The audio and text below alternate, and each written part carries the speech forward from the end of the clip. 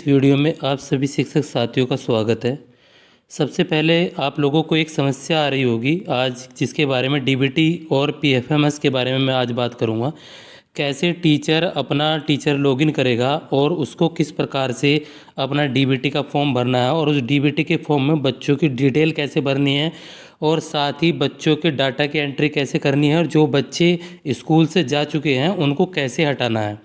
इस पूरी वीडियो के अंदर मैं इस पूरे प्रोसीजर को बताऊंगा और कैसे आपको अपने अकाउंट को वेरीफाई करना है।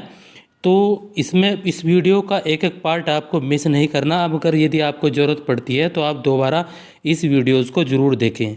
मैं इसे बिल्कुल फ्री डाल रहा हूँ सभी सोशल साइट्स पर, वहाँ जाकर आप इन सब चीज़ों को देख सकते हैं। मैं रहमत रब्बानी, एकेडमिक रिसोर्स पर्सन, आप सभी के लिए सबसे पहले डीबीटी के लिए वीडियोज़ बना रहा हूँ। तो संभवतः आप लोगों को उम्मीद है कि इस वीडियोज़ को ज़्यादा से ज़्यादा देखें और ज़्यादा से ज़्यादा शेयर करें। और चैनल को सब्सक्राइब नहीं किया तो चैनल को सबसे पहले सब्सक्राइब कर दें और इसको रेड को ब्लैक कर दें। अब बात करते हैं, सबसे पहले जब आप prerna.up.in पर जाएंगे तो वहाँ पर आपको इस तरह से एक ऑप्शन मिलेगा, बैंक डाटा अपलोड। देख पा रहे होंगे आप, बैंक डाटा अपलोड। और बैंक डाटा अपलोड में जाते ही आपको क्या करना है, यहाँ पर एक टीचर लॉगिन पर आपको क्लिक करना है। टीचर लॉगिन पर जैसे ही आप क्लिक करेंगे तो आपके सामने एक विंडो ओपन होगी।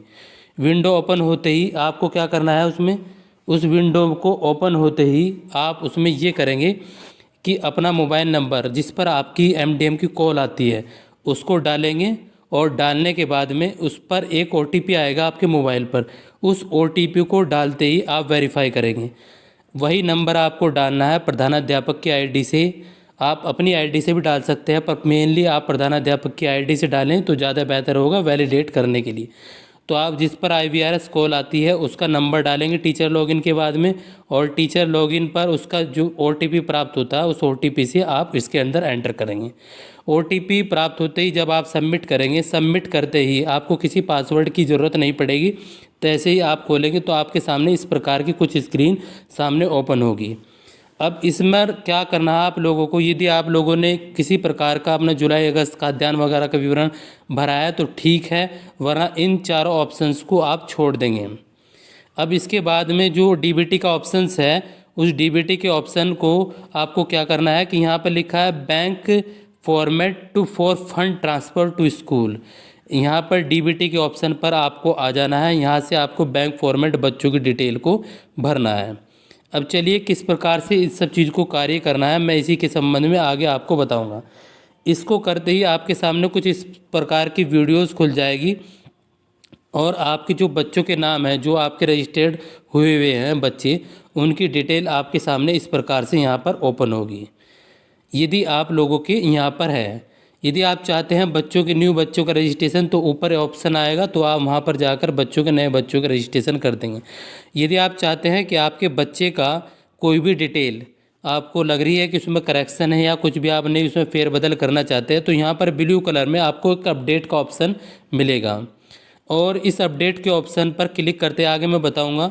और अपडेट के ऑप्शन पर क्लिक करके आप उसकी सूचनाओं को प्राप्त कर सकते हैं, यानी कि उनको अपडेट कर सकते हैं।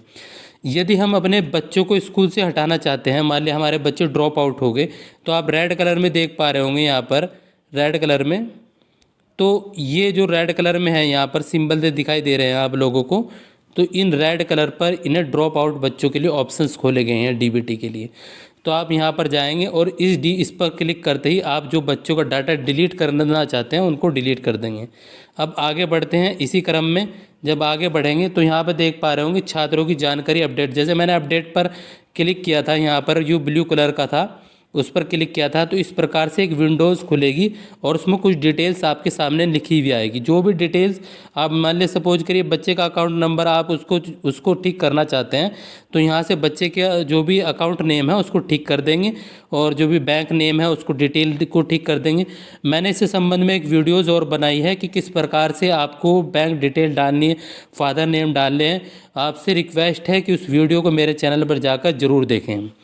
तो ये गार्जियन नेम और mobile name, student address, IFSC code, ये सब डिटेल यदि आप लोगों को इनमें लगता है कोई भी करेक्शन है तो आप इनमें करेक्शन करके इसको यहाँ पर अपडेट कर देंगे। तो इस प्रकार से आपका यहाँ से अपडेट हो जाएगी बच्चों की छात्रों की जानकारी।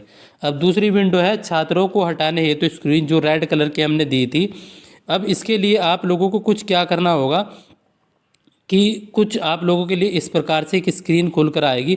यहाँ पर आपको क्या करना है कि रीजन सबसे पहले रीजन करना है कि बच्चे को क्यों हटा रहे हैं।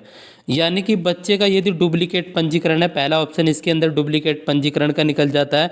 फिर उसके बाद दूसरा जो ऑप्शन निकलता है, इसके लिए पदोन्नति की गई, मतलब उसके बाद में उसको प्रमोट किया गया, या कक्षा 9 में चला गया, विद्यालय दूर होने के कारण विद्यालय बच्चा छोड़ पा रहा है या नहीं, शिक्षक के व्यवहार अनुचित नहीं है। बहुत सारे इस प्रकार के ऑप्शन, गंभीर दिव्यांगता है या गरीबी के कारण किस कारण से छोड़ रहा है बच्चा विद्यालय, उन डिटेल्स को आपको यहाँ पर फिल करना है।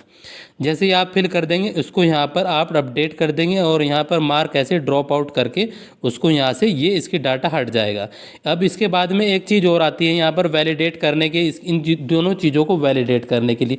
मान लीजिए जैसे आप अपडेट करा तब भी आपको उसके वैलिडेट करना है, और जब हटाया आपने तब भी उसको वैलिडेट करना है। अब यहाँ अध्यापक द्वारा वेरीफाई किए गए छात्रों की जानकारी, जो आपने वेरीफाई किए, कितनों को आपने वैलिडेट किया, उसकी एक लिस्ट अलग से बनकर आएगी।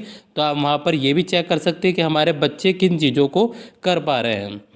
दूसरी बात है, आपने जो बच्चे हटाए हैं, जिन बच्चों को हटाया उनका रीजन निकल कर आ जाएगा कि इन ड्रॉप आउट लिस्ट, जो बच्चे ड्रॉप आउट लिस्ट हैं उनके नाम लिख कर आएंगे यहाँ पर। तो उन बच्चों को हम यहाँ पर वैलिडेट का ऑप्शन आएगा, हमें ये पता लग जाएगा कि कौन से हमारे बच्चे हटाए गए हैं और कौन से बच्चे हमारे जोड़े गए हैं।